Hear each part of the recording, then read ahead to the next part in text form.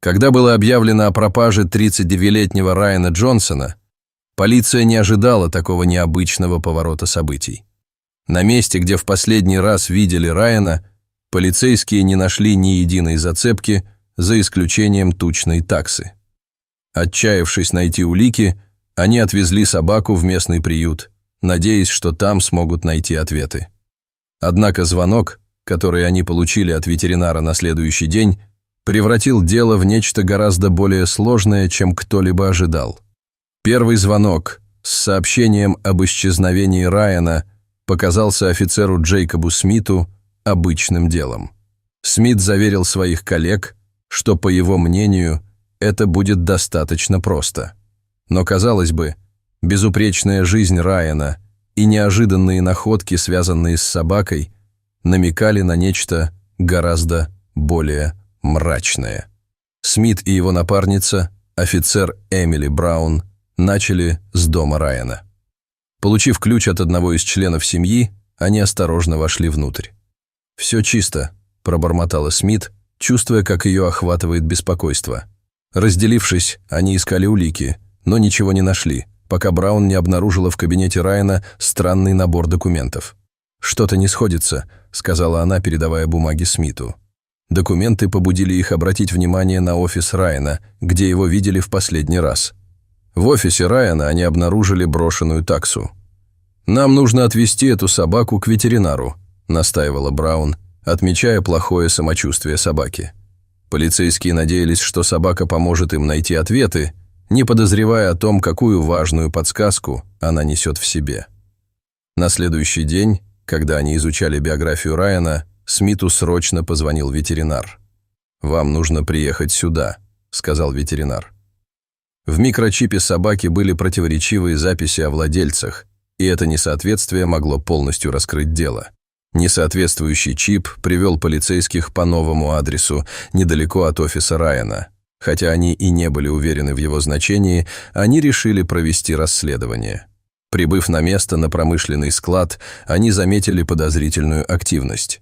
Люди перевозили охраняемый груз и входили через боковую дверь. Было ясно, что это необычное дело о пропаже человека. Убедившись, что они напали на след чего-то важного, полицейские вызвали подкрепление и начали осмотр места происшествия. Они понятия не имели, насколько глубокой окажется кроличья нора. Смит и Браун устроили засаду, наблюдая за складом. Шли часы, но их терпение окупилось. Грузовики прибывали в неурочное время, выгружая тщательно охраняемый груз. Люди осторожно входили и выходили, оглядываясь по сторонам, прежде чем исчезнуть через боковую дверь. Секретность только усилила их подозрения.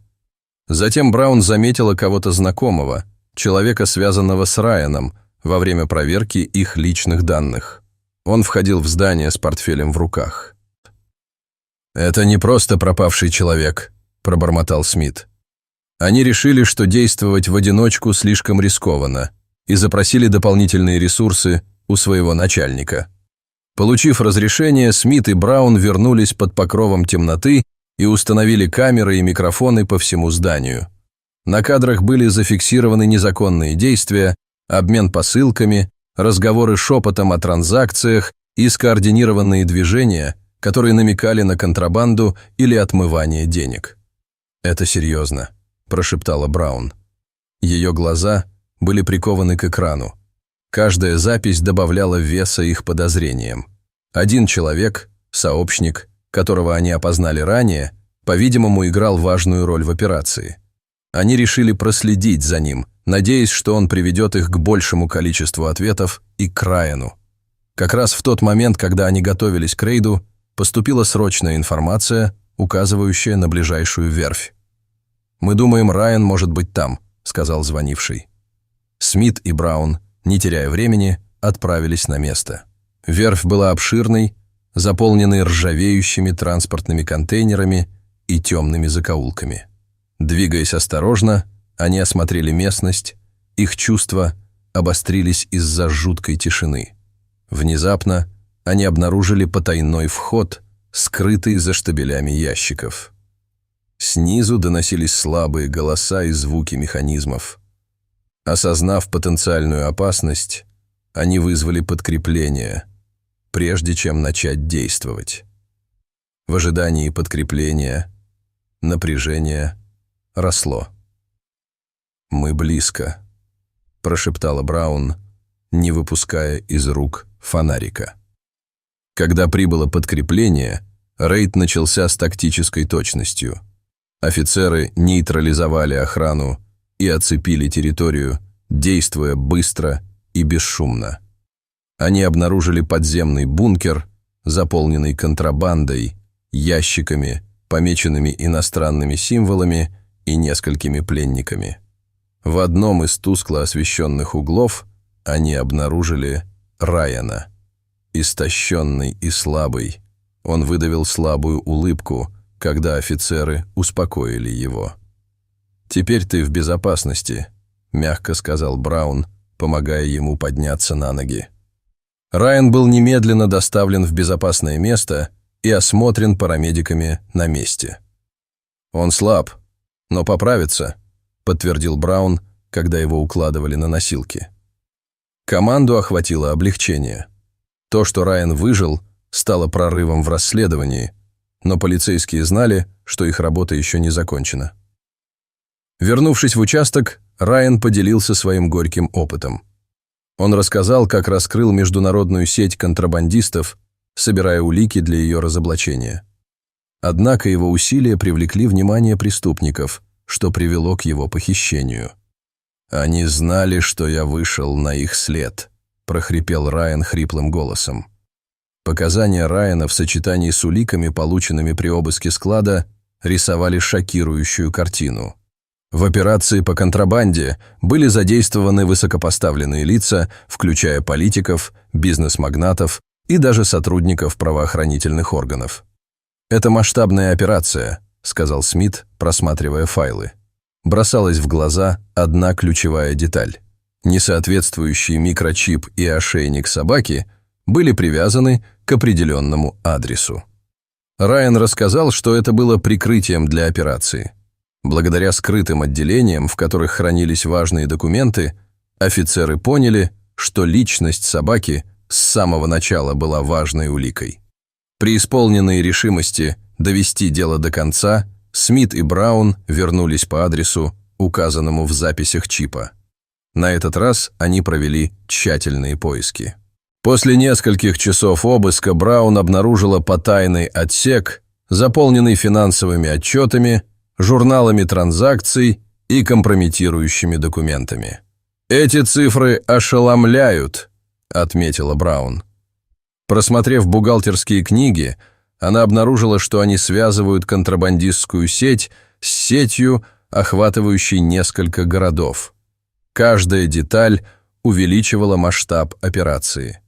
Вооружившись неопровержимыми доказательствами, команда провела серию рейдов, нацеленных на причастных к этому лиц. Политики, руководители и коррумпированные чиновники были взяты под стражу в ходе тщательно скоординированной операции. «Мы поймали их всех», – гордо заявил Браун, когда начались аресты. Улики были неопровержимыми. Залы суда были заполнены неопровержимыми доказательствами, оставлявшими мало возможностей для защиты. Показания Райана легли в основу дела, а судебное разбирательство ознаменовало поворотный момент в ликвидации сети контрабандистов. Неустанное стремление Смита и Браун к справедливости не только спасло Райана, но и разоблачило огромную преступную империю. Борьба еще не была закончена, но ситуация изменилась. Когда сеть контрабандистов была раскрыта, Смит и Браун сосредоточились на том, чтобы не оставить никаких неясных концов. Они еще раз проверили адрес, указанный в чипе собаки, и обнаружили дополнительные скрытые записи, связывающие известных людей с незаконной операцией. «Мы наконец-то связываем все это воедино», – сказал Смит, и в его голосе звучала решимость. В этих записях фигурировали несколько влиятельных фигур, которые раскрыли свою роль в отмывании денег и перевозке контрабанды. Каждая новая улика приближала команду к ликвидации всей сети. Быстро последовали скоординированные рейды и аресты. Те, кто долгое время действовал в тени, теперь предстали перед судом. Среди обвиняемых были политики, бизнесмены и даже сотрудники правоохранительных органов. Для нас это не просто победа. Это победа для всех, кто пострадал от их преступлений, отметил Браун. Общественный резонанс был ошеломляющим. Новостные агентства транслировали аресты, и зал суда гудел от массы неопровержимых доказательств. Храбрость Райана и неустанные усилия полицейских поставили на колени крупное преступное сообщество. Размышляя об этом деле, Смит и Браун признали, насколько важную роль сыграла собака. Несоответствующий микрочип и ошейник были ниточками, которые распутали всю операцию. Кто бы мог подумать, что брошенная такса раскроет такое крупное дело. Смит недоверчиво покачал головой. Фальшивое имя собаки было преднамеренной попыткой скрыть важную информацию, но в конечном итоге это привело к провалу операции. Это стало убедительным напоминанием о том, что даже в мельчайших деталях могут содержаться самые важные улики. Это дело побудило к системным изменениям, направленным на предотвращение процветания преступных предприятий в будущем.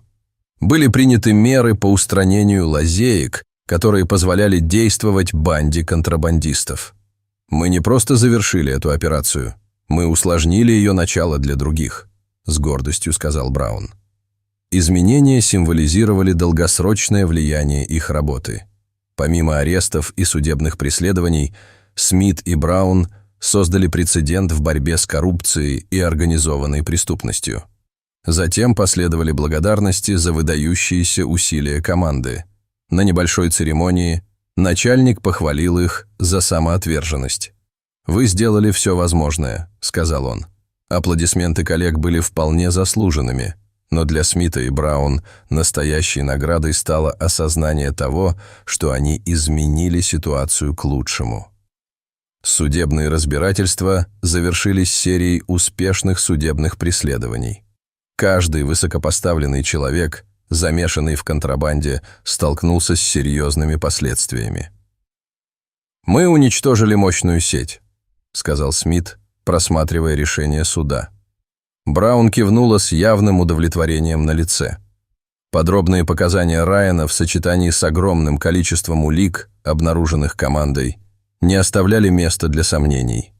Сеть контрабандистов, которая когда-то казалась неприкосновенной, рухнула под тяжестью закона, справедливость восторжествовала.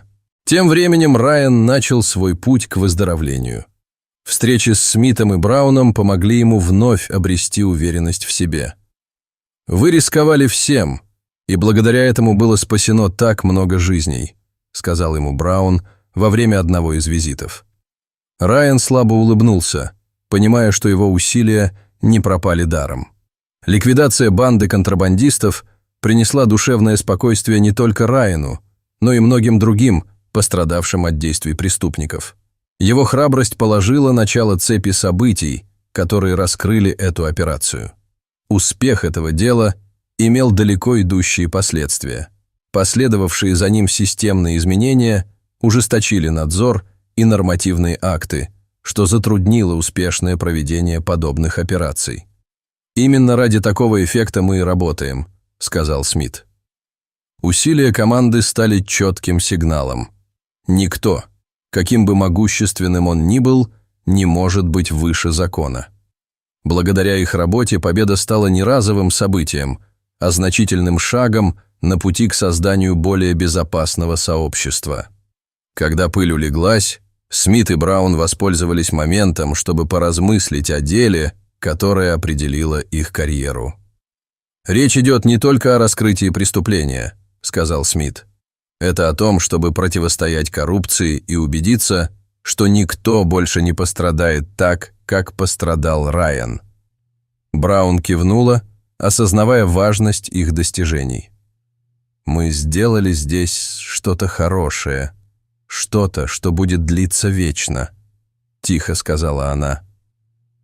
Несоответствующий чип у тучной таксы поначалу казался несущественным, но это привело их к раскрытию огромной криминальной империи.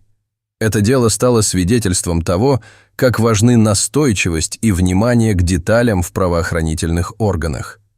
Когда операция была завершена и правосудие восторжествовало, Смит и Браун испытали чувство глубокой гордости.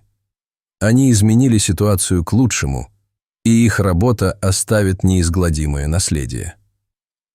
Случай Райана Джонсона и тучной таксы служит убедительным напоминанием о том, что даже самые маленькие улики могут раскрыть самые большие тайны. То, что началось как обычное расследование дела о пропаже человека, переросло в пресечение масштабной и глубоко укоренившейся международной операции по контрабанде. Неустанное стремление Смита и Браун к установлению истины вкупе с отвагой Райана раскрыли коррупционную сеть, в которую были вовлечены высокопоставленные чиновники и влиятельные лица. Несоответствие чипов в ходе охоты на токсикоманов стало ключом к раскрытию масштабов незаконной деятельности, что привело к арестам и судебному преследованию тех, кто когда-то действовал вне закона. Это дело не только восстановило справедливость в отношении Райана, но и положило начало системным реформам, направленным на ужесточение законодательства и предотвращение подобных преступлений.